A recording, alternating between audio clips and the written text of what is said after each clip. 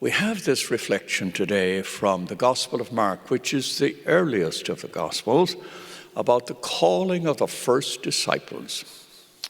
Now, Matthew took his reflection from Mark, and he has the same narrative here about the calling of Peter, Andrew, James, and John, the first disciples called by Jesus.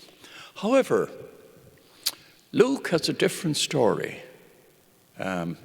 If you're doing biblical study, look up Luke chapter 5 and you'll find out that there's a whole different story about how Jesus calls Peter.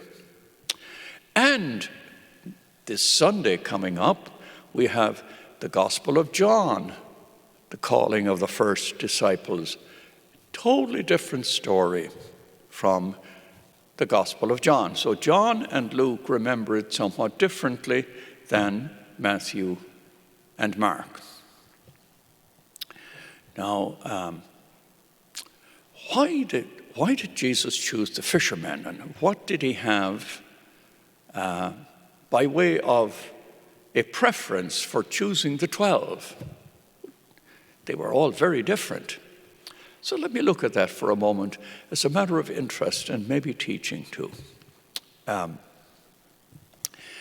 In order to understand the area and the context in which Jesus calls them, we have to look very briefly at the geography of Israel, the Holy Land.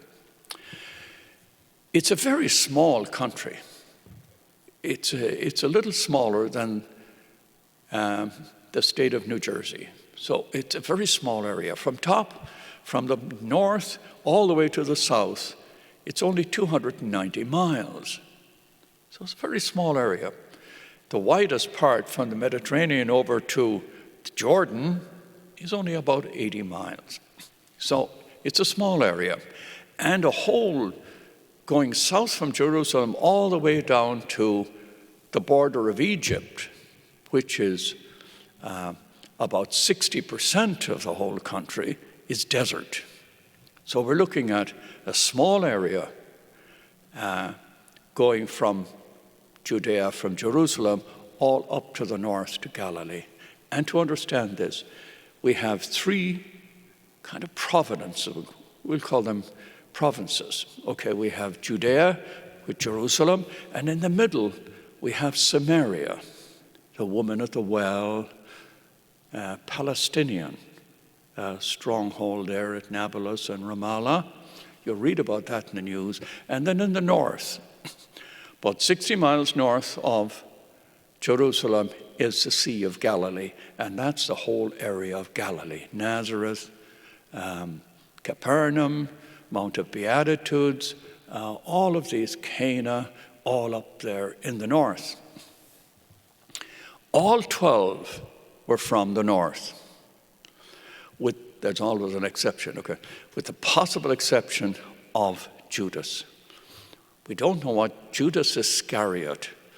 Iscariot might mean man of Keriot.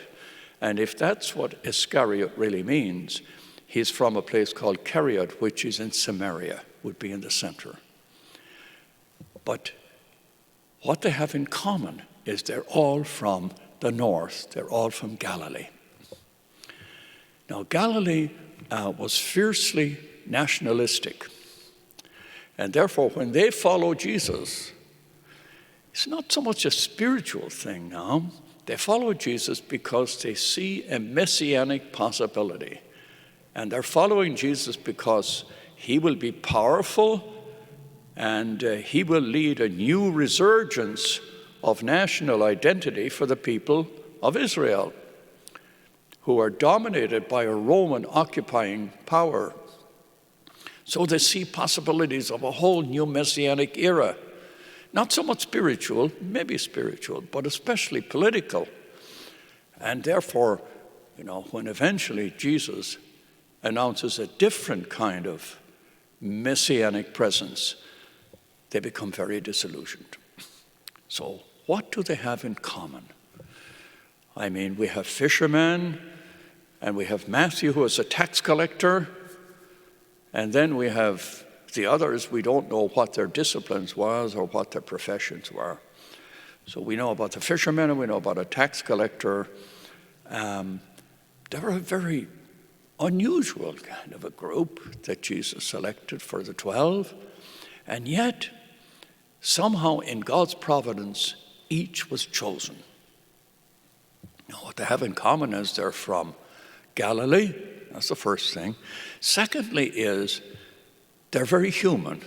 They're broken people. They're struggling. They're searching. They're wondering. And therefore, it's the power of Jesus Christ will come through their humanity. He didn't go to the monastery and select the 12 holiest. He just selected folks like us, just regular people. And through the witness of people who are struggling and regular in life, the power of Jesus Christ will come forth. It's not their power. They're not selected because they are excellent, or they're the high performers, or they're ones that know the Torah the best, they're scholarly. They're not selected for that. They're selected somehow, mysteriously in God's providence, but their humanity is very evident, and their differences, they're all different, but each one is called, and they're called to witness not their power, but the power of Jesus Christ.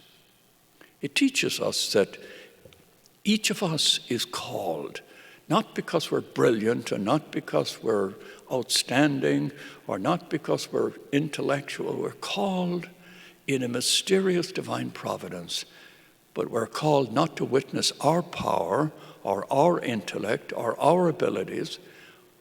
We're called to witness Jesus Christ and how the power of Jesus Christ comes through the weakness and the brokenness and the limitations of humanity. That's the whole teaching of this. We'll find that in next Sunday's Gospel, where we have the call of the first disciples of Jesus in the Gospel of John. But keep in mind that you are called and I am called into discipleship with Jesus Christ, into a unique and privileged discipleship. We are called not because we are great or perfect or highly virtuous. We're called because out of our mere humanity, we will witness the power of Jesus Christ. It's wonderful. It's very consoling. You know, you don't have to be perfect. You have to witness Jesus Christ through our imperfections and our limitations. That's my reading of why these men were chosen. We don't know, but they have two things in common. One, they're very nationalistic in Galilee, the upper part of Israel. And secondly, they're purely human. They're not selected because they're, huge leaders. They're selected because they will witness Jesus Christ. Amen.